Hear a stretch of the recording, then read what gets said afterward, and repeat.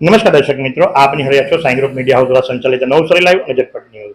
એક એવી ઓફિસ કે જે શોધવા માટે અમારે પણ થોડી મહેનત કરવી પડી અને આ ઓફિસ છે જે પ્રમાણે આપ જુઓ છો એ પ્રમાણે કે district laboratory Gujarat water supply and sewage board Navsari Gujarat લખ્યું છે.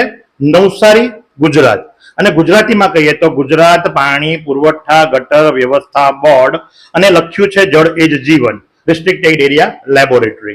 આ ડિસ્ટ્રિક્ટની લેબોરેટરી છે કે જ્યાં આપ કોઈ પણ પાણી લાવો તપાસ માટે આપો તો એની અંદર કયા કયા પેરામીટર્સ છે, કઈ કઈ વસ્તુઓ છે, કઈ કઈ ખામીઓ છે એનો તમને રિપોર્ટ આપે અને એ રિપોર્ટ માટે એ લોકો 300 રૂપિયા મિનિમમ ચાર્જ લે છે. બાકીનો જે પ્રમાણે ચાર્જ હોય તે પ્રમાણે આપતા હોય છે. તમને વિચાર આવતો હશે કે આ બધી વાતો શેના માટે? તો આ બધી વાતો એના માટે કારણ કે આજે એક વ્યક્તિ અહીં આવ્યા અને એમણે નવસારી લાઈવને કોલ કરીને જણાવ્યું કે ભાઈ વારંવાર રજૂઆત કરી હોવા છતાં પણ અમારે ત્યાં ગટર અને પીવાનું પાણી એક સમાન આવે છે, જેની લેખિતમાં રજૂઆત પૂર્વ કમિશનર હાલના કમિશનર બંનેને થઈ ચૂકી છે. કહેવામાં આવ્યું છે કે ભાઈ ગટર અને પાણીની લાઈન અલગ કરો, તેમ છતાં પણ થતી નથી. આ કોઈ દસરા ટેકરી વિસ્તાર નથી કારણ કે ત્યાં તો વર્ષો જૂની સમસ્યા છે, પણ હવે તો શહેરમાં પણ દસરા ટેકરી પણ શહેરનો જ ભાગ છે, પણ હવે શહેરના પોશ એરિયામાં પણ આવી સમસ્યા ઉત્પન્ન થવા માંડી છે. જે વ્યક્તિ પોતાની રજૂઆત કરવા માટે આ ઓફિસમાં આવ્યા છે અને જેના થકી અમે ઓફિસ જોઈ છે એમની સાથે વાતો કરીશું. ભાઈ, શું નામ છે આપનું? અમર નામ છે. અમર, પ્રીતમનગર રહેવાનું મારે, સિંધી કોલોની. હવે ત્યાં તો આટલા બધા મોટા મોટા નેતા રહે તો પણ આવું પાણી આવે? આ તમારી સામે જ છે. આ મેં ટેપ મારીને જ આવેલો છે, એટલે કોઈ એવું નહીં થાય કે આ આપણે બીજું પાણી ભર્યું છે. આનો કલર પણ તમે જોઈ શકો છો અને તમે એકવાર સ્મેલ જોઈ લો. એકવાર સ્મેલ તો ભાઈ દૂર જ રાખો, આવે જ છે. બરાબર. હવે આ પાણી પીવા માટે આપે છે. માલેતુજાર વ્યક્તિ પોતાના ત્યાં આરો મૂકે, ફિલ્ટર મૂકે, પણ સામાન્ય જનતાનું શું? માની લીધું સિંધી કેમ્પની અંદર બધા માલેતુજારો રહે છે, ભામાસા પણ નવસારીના ત્યાં જ રહે છે અને તે વિસ્તારની અંદર આવું પાણી આવે. હવે તમે જ્યારે ઓફિસમાં આવ્યા તમને શું જવાબ મળ્યો? પ્રથમ મેં અહીંયા લેબ ટેસ્ટિંગ માટે આવ્યો હતો કે આપણે પાણીનું એક લેબ ટેસ્ટિંગ કરાવી લઈએ તો આપણે અગાડી પ્રોસેસ કરીએ. આ લોકો અહીંયા મેન્શન કર્યું છે કે પ્રાઇવેટ માટે કેમિકલ એનાલિસિસ 720 રૂપિયા, બેક્ટ્રોલોજીકલ 360. આપણે પેમેન્ટ આપવા માટે રેડી છે, પણ બેક્ટ્રોલોજીકલ એનાલિસિસ આમાં શું બેક્ટેરિયા છે, શું મિક્સ થયેલું છે? તો સાહેબનું કેવું એવું હતું કે બેક્ટ્રોલોજી એનાલિસિસ નહીં થશે, અહીંયા મશીન અમારા કંઈ ખરાબ છે. સાથે જ અધિકારી છે, એમના પાસે લખવામાં આવ્યું છે કે કસ્ટમર એક્ઝિક્યુટિવ આ બોર્ડ લાગ્યું છે. સાહેબ, શું નામ છે આપનું? આપનો કયો હોદ્દો છે? ચિરાગ સોલંકી. હું અહીંયા એઝ અ કોર્ડિનેટર તરીકે જોબ કરું છું. ચિરાગભાઈ, આ આખી પ્રોસેસની અંદર તમે આમ જનતાને કઈ રીતે મદદ કરી શકો? કયા કયા પ્રકારના ધારાધોરણ મુજબ આપ પાણીની ચકાસણી કરો છો અને આ વ્યક્તિનો જે પ્રશ્ન છે એમાં આપ એને કઈ રીતે મદદ કરી શકો છો અને કયું મશીન આપના ત્યાં હાલમાં બંધ છે?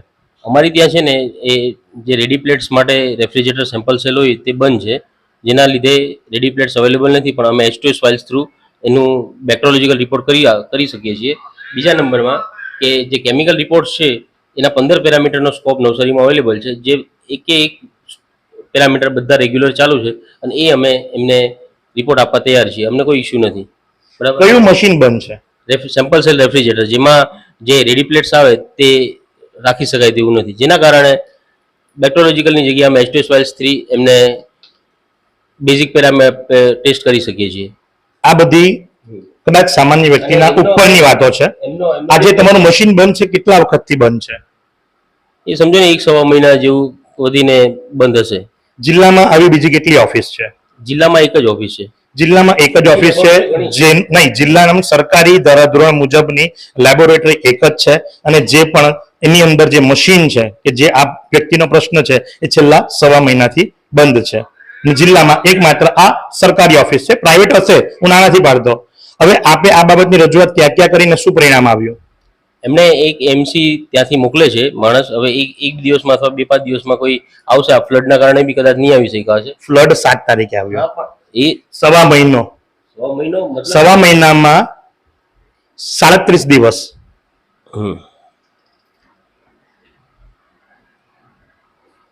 એમાં તો બીજું આપે જે મને જણાવ્યું એ મુજબ કે તમે ચોખ્ખું લખ્યું છે કે આ ટેસ્ટ જે ખરી એ કોર્ટમાં પડકારારૂપ નથી, તો પછી ઓફિસનું કામ શું? ના પૈસા શેના માટે લો છો? એ અમારા ઉપર લેવલ ગાંધીનગરની લેવલની કચેરીથી આ ફોર્મેટ હોય. આમાં મેં કોઈ છેડછાડ કર્યો નથી સાહેબ. એ જે બી ફોર્મેટ છે એ ત્યાંથી બધું અપડેટેડ હોય, અમારામાંથી એ કોઈ છે નહીં.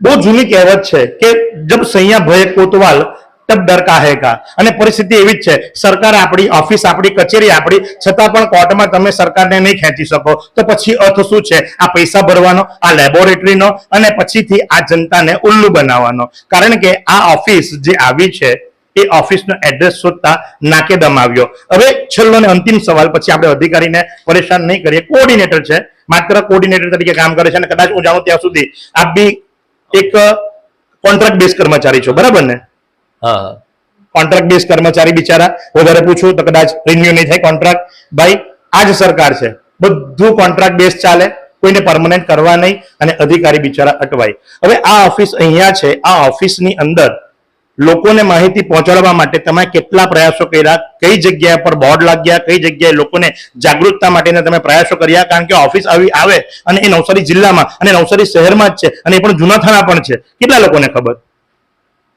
જેને મને બી ખ્યાલ નથી સાહેબ હવે આમાં તમારા ઉપલી અધિકારીનું નામ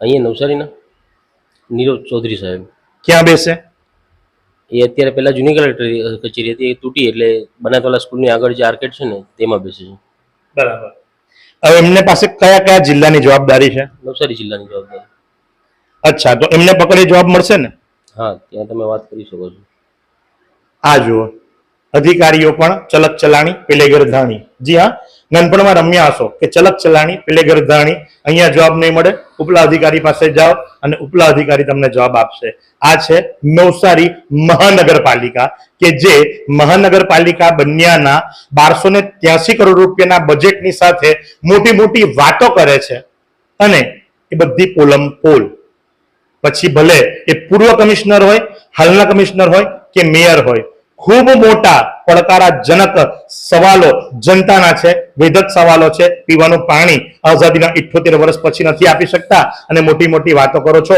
સુશાસન ડબલ એન્જિન સરકારની આ નવસારી છે અને આ નવસારીની જનતા આ નવસારીની સરકારી કચેરી અને એ પણ એક પ્રાઇવેટ મકાનની અંદર ભાડામાં કોન્ટ્રાક્ટના માણસો સાથે ચાલે જ્યાં પૂરેપૂરા ઇક્વિપમેન્ટ પણ ચાલુ હાલતમાં નથી તો આ જ પ્રમાણે આવા અવનવા સમાચારો માટે આપ નિહાળતા રહો નવસારી લાઈવ અને ઝટપટ ન્યૂઝ અને હવે પ્રશ્ન કે આ પાણીનું લેબ ટેસ્ટિંગ ક્યાં કરાવવું અને જેનું રિઝલ્ટ કોર્ટમાં ચેલેન્જ કરી શકાય એ રિપોર્ટ આપણને ક્યાંથી મળશે જો સરકારી કચેરી જ હાથ ઊંચા કરી દેતી હોય તો આમ જનતાએ ક્યાં જવું કેમેરા પર્સન સહેલ રાજપૂતની સાથે હું મહેશ ભટ્ટ શું તમે શરીરના સાંધાના દુખાવાથી પીડાઈ રહ્યા છો કે પછી તમે કોઈ સ્પોર્ટ્સ ઇન્જરીથી પીડાઈ રહ્યા છો લકવાની બીમારી બાદની પીડા સહન કરી રહ્યા છો શું તમને સ્પાઇનલ પ્રોબ્લેમ છે તો આ તમામ દુખાવાને હવે બાય બાય કરી દો કારણ કે માસ્ટર ડિગ્રી ધરાવતા ખૂબ જ અનુભવી ફિઝિયોથેરાપિસ્ટ ડૉક્ટર અમિત પટેલ પાસે તમે આ તમામ સમસ્યાઓનું સચોટ નિદાન કરાવી